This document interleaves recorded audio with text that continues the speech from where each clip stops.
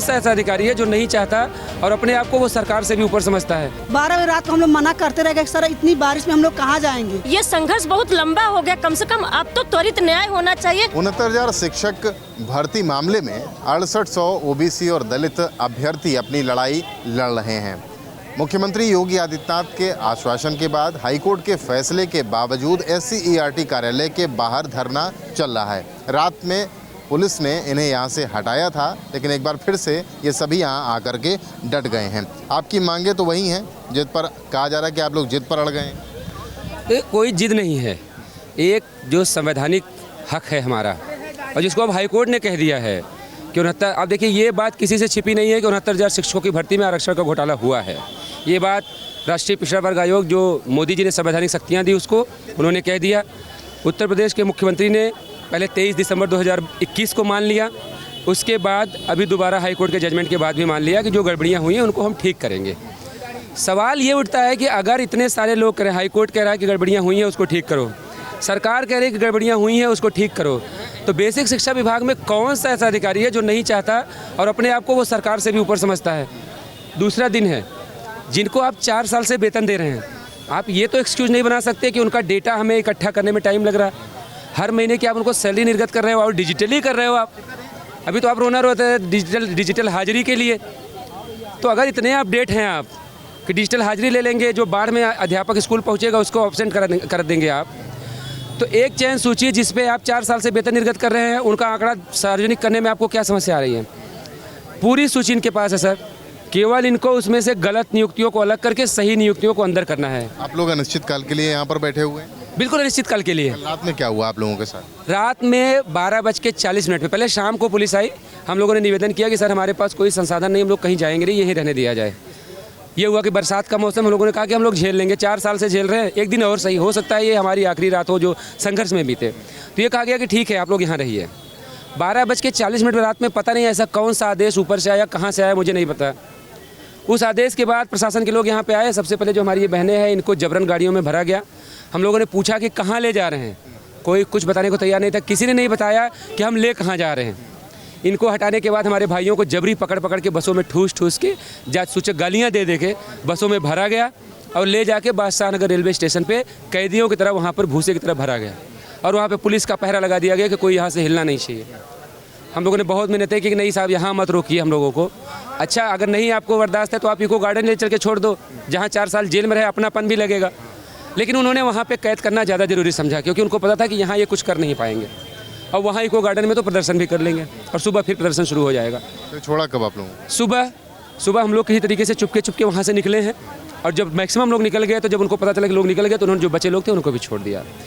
हम इस प्रण के साथ यहाँ पे बैठे हैं कि अब ये कैंपस तभी खाली होगा, आप जब भी यहाँ से गुजरेंगे हमारे लोगों को पाएंगे, तब तक जब तक शेड्यूल जारी नहीं हो जाएगा, जो संशोधित चयन सूची है वो सामने नहीं आ जाती और जो नियुक्तियाँ होनी हैं वो नियुक्ति पत्र में नहीं बदल जाती और जिन नियुक्तियों पर खतरा है उनके लिए शासन की तरफ से एक स्पष्ट नीति जब तक बाहर नहीं आ जाती तब तक हम लोग यहाँ पर आंदोलन करते रहेंगे। इन लोगों ने अपना एजेंडा तो क्लियर कर दिया, जो अभ्यर्थी हैं महिलाएं हैं उनसे बात कर लेते हैं।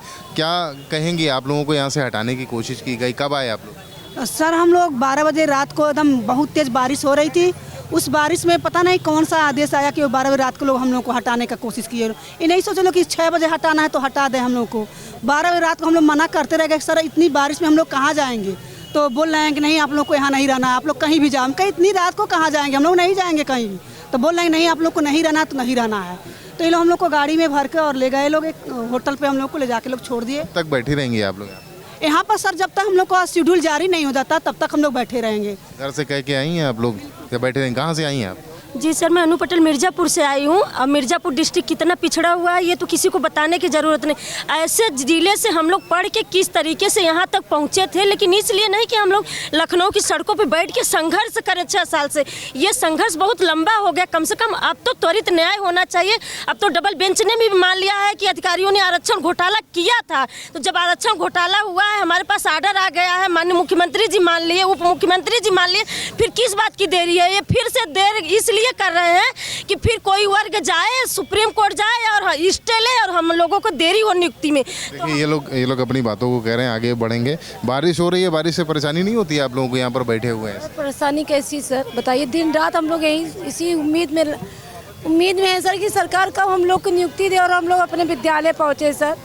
मगर सर हम लोग का ये हमारे जो अधिकारी है सर जो कान में जूट डाल के बैठे हैं सर, ना सुनते हैं ना कोई बात नहीं करते सर। कल हम लोग को 12 बजे रात को जबरन पानी बरस रहा था सर, यहाँ से हटाया गया और कहाँ ले जाया जा रहा था हम लोग को खुद नहीं मालूम। बच्चा आपका है सर? नहीं इनका सर। ये बच्चा आपका है? Yes sir.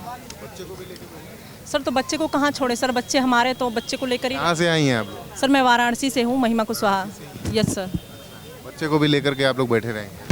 बिल्कुल रहेंगे सर, जब तक हमारा शेड्यूल जारी नहीं होगा हम लोग यहीं रहेंगे। पहले तो ये लोग बोलते थे कि ये कोर्ट में मैटर है, कोर्ट में मैटर है, ये लोग घोटाला नहीं मानते थे सर। अब जब हाई कोर्ट ने बोल दिया, हमारे मुख्यमंत्री ने मान लिया, हमारे डिप्टी सीएम ने मान लिया, सब लोग ने मान लिया, फिर भी ये लोग ढीला हवाली कर रहे हैं कि ये किसी तरह मैटर हमारा फिर से फंसे, हमको नियुक्ति न देना पड़े। फंसने की बात कही जा रही है अभ्यर्थियों की तरह। आप कहाँ से आई हैं?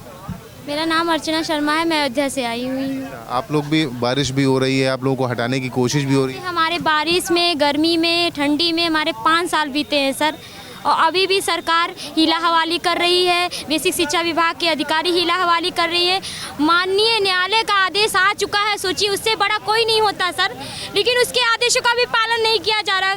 यहाँ तक कि हमारे माननीय जो मुखिया हैं उनके आदेशों का पालन नहीं किया। ये अधिकारी उनसे बड़े हो गए हैं जो उनके आदेशों का पालन नहीं किया। कब हटेंगे आप लोग यहाँ? अब हम लोग यहाँ से नहीं हटेंगे, या तो हमें शेड्यूल हमारा जारी करें, हमें हमारे हाथ में नियुक्ति पत्र दें, हमें हमारे विद्यालय पहुँचाएं, और नहीं तो यहाँ से सिर्फ हम भाई बहनों की लाशें जाएंगी, अन्यथा हम यहाँ से नहीं हटेंगे।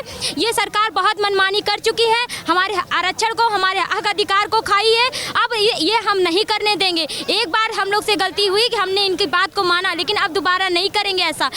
बताइए हम बच्चों को कितने दिन रुलाएंगे सर? बिल्कुल ठीक है। आरक्षण महाघोटाला के पोस्टर लगे हुए हैं, लिखे हुए बैठे हुए हैं।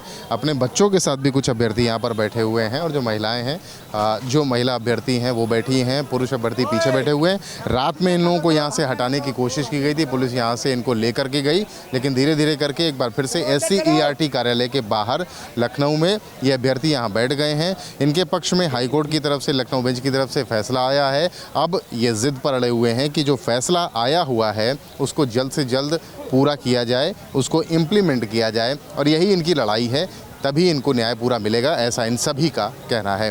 लखनऊ से कैमरामैन रजीश तिवारी के साथ रतीश त्रिवेदी, श्रेष्ठ भारत। यूपी की हर खबर देखने और उनसे अपडेट रहने के लिए हमारे चैनल श्रेष्ठ यूपी को सब्सक्राइब और लाइक करें। साथ ही बेल आइकन को दबाना ना भूलें, जिससे हमारे हर वीडियो की जानकारी आप तक पहुंचती रहे।